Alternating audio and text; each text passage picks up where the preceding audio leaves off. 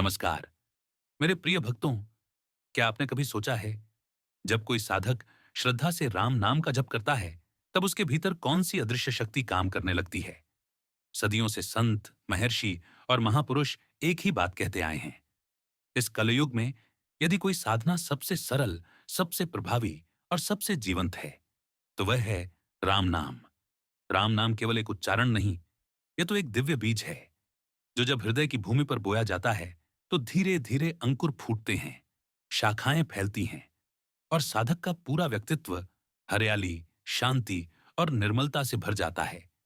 पर प्रश्न यह है, हमें कैसे पता चले कि राम नाम जप वास्तव में काम कर रहा है? क्या कोई संकेत मिलते हैं? क्या कोई लक्षण प्रकट होते हैं? जी हां, मिलते हैं। और वही लक्षण साधक की आत्मा के जागरण का प्रमाण होते हैं। पहला संकेत, मन की चंचलता का शांत होना। मनुष्य का मन स्वभाव से अत्यंत चंचल है। बंदर की तरह एक विचार से दूसरे विचार पर कूदता रहता है। कभी भविष्य की चिंता, कभी अतीत की यादें, कभी इच्छाओं का तूफान, तो कभी भय की परछाइयां।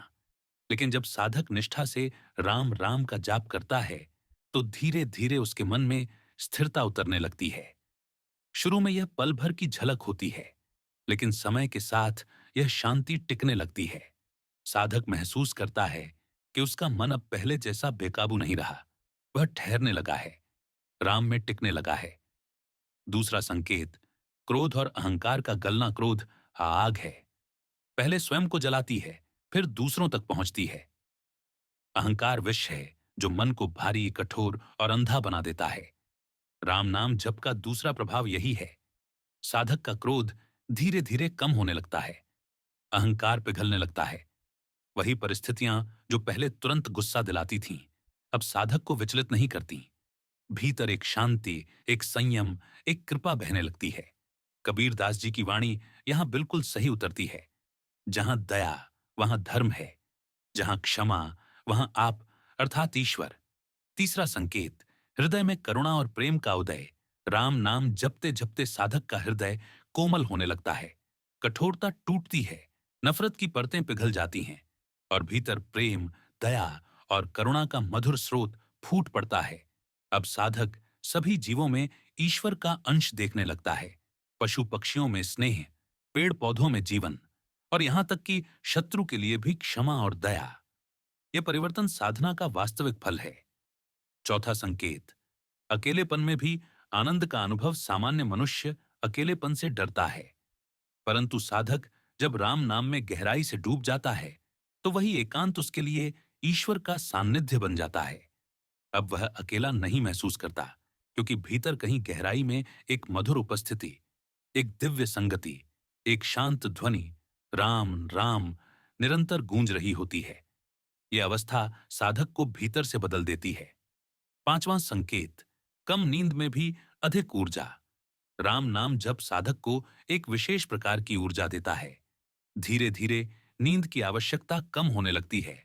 4 से 5 घंटे की नींद भी शरीर और मन दोनों को ताजगी से भर देती है। ये ऊर्जा भीतर की दिव्य शक्ति से आती है, जो साधक को निरंतर नई स्फूर्ति देती रहती है।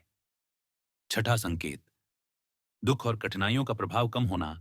जीवन में दुख और समस्याएं तो आती ही रहेंगी, परंतु राम नाम का जप साधक को यह दृष्टि देता है कि सब कुछ क्षणिक है, हर परिस्थिति ईश्वर की योजना है और अंततः हर घटना भले के लिए होती है। यह विश्वास साधक को स्थिर कर देता है।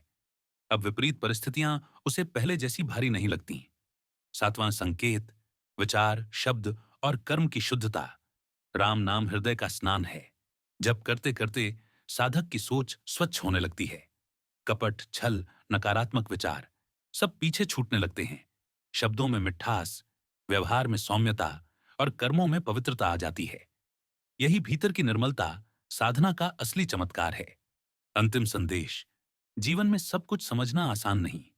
मनुष्य अक्सर लोगों के चेहरे पढ़ने में देर कर देता है, पर जिसने मतलबी, दोहरे स्वभाव वाले लोगों को पहचान लिया, उसने जीवन की आधी लड़ाई जीत ली। आपकी अच्छाई आपकी शक्ति है, आपकी शांति आपका हथियार है। यदि ये बातें आपके हृदय को छू गईं, तो इन्हें अपने जीवन में उतारें और भगवान पर विश्वास बनाए रखें। अगली कहानी में फिर मिलेंगे एक नई सीख, एक नई प्रेरणा और एक नई ऊर्जा के साथ। जय श्री राम।